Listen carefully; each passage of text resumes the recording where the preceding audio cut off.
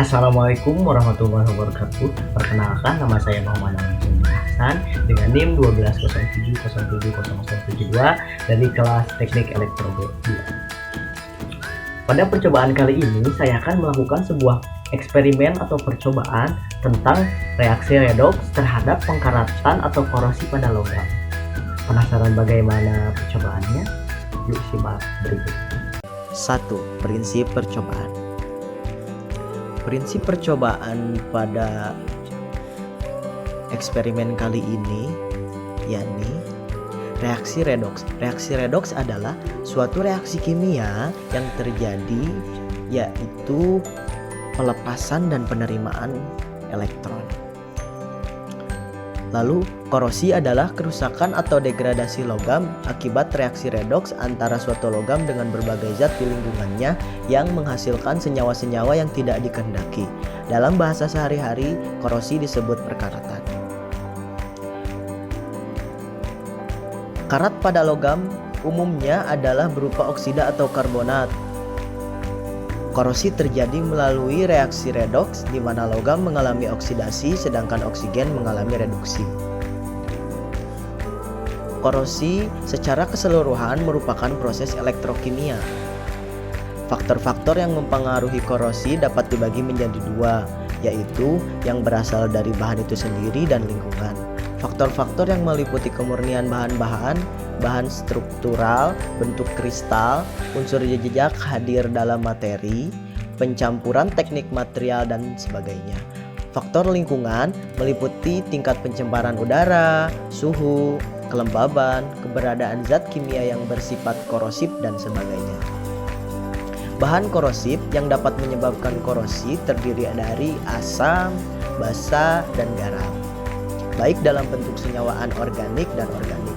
Dalam lingkungan dengan tingkat populasi tinggi, polusi yang tinggi, berbagai barang mulai dari komponen elektronik mikroskopis untuk jembatan baja semakin mudah rusak bahkan hancur karena korosi. Ya, ini adalah alat dan bahan yang digunakan dalam percobaan kali ini. Yang pertama ada 2 uang logam, ada sendok, garam dapur,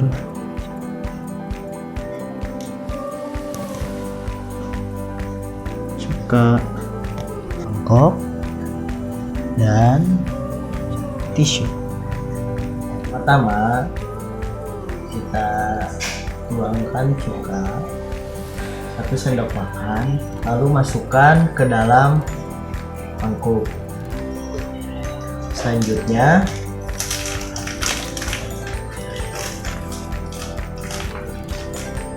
masukkan garam 1 sendok makan juga,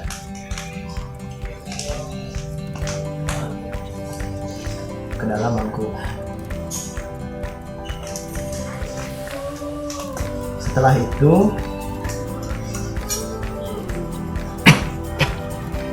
masukkan uang logam yang pertama dan yang kedua.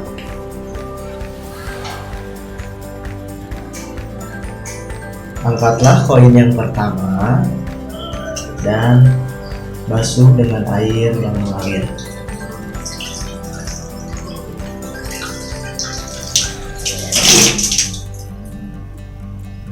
Lalu keringkan dengan tisu.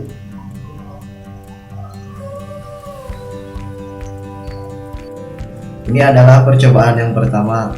Nah, terjadi sedikit perubahan warna karena perendamannya hanya sebentar, dan bahan yang digunakan untuk mata uang kali ini itu terjadi korosi sedikit.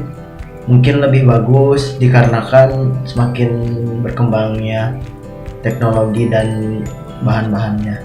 Selanjutnya kita akan mencuci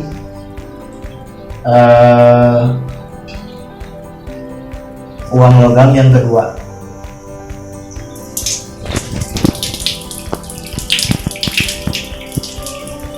Setelah dicuci, kita keringkan dengan tisu. Lap dengan tisu.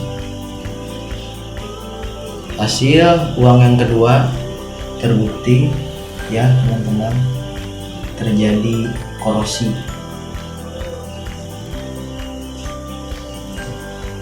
Karena ini perendamannya lebih lama.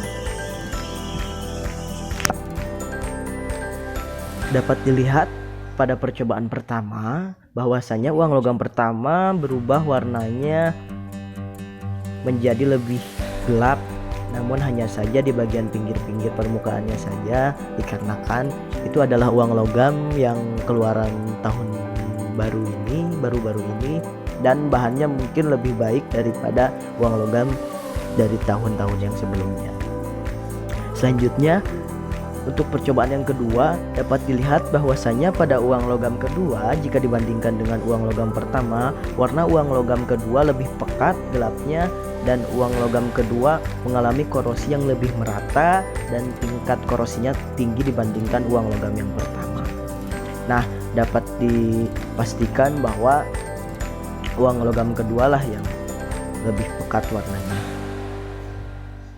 Kesimpulan dari praktikum kali ini adalah kandungan garam atau NaCl dan asam cuka atau CH3COOH mampu menimbulkan suatu reaksi redoks yang berakibat terjadinya proses korosi atau pengkaratan pada uang logam. Semakin lama perendaman uang logam dalam larutan garam dan cuka, semakin tinggi pula tingkat korosi pada uang logam tersebut, karena korosi dipengaruhi oleh kandungan asam, basa, dan garam. Faktor penyebab korosi yang pertama adalah kelembaban udara, air, dan gas O2. 2. Tingkat keasaman. 3. Kontak dengan elektrolit. 4. Adanya pengotor atau kontak dengan logam. 5. Kasar atau halusnya permukaan logam. Nah, teman-teman, itulah percobaan atau eksperimen yang sudah saya lakukan. Semoga percobaan ini dapat bermanfaat dan dapat diaplikasikan oleh teman-teman dalam kehidupan sehari-hari. Terima kasih atas segala perhatiannya. Mohon maaf atas segala kesalahan. Wabillahi taufiq wal hidayah. Wassalamualaikum warahmatullahi wabarakatuh.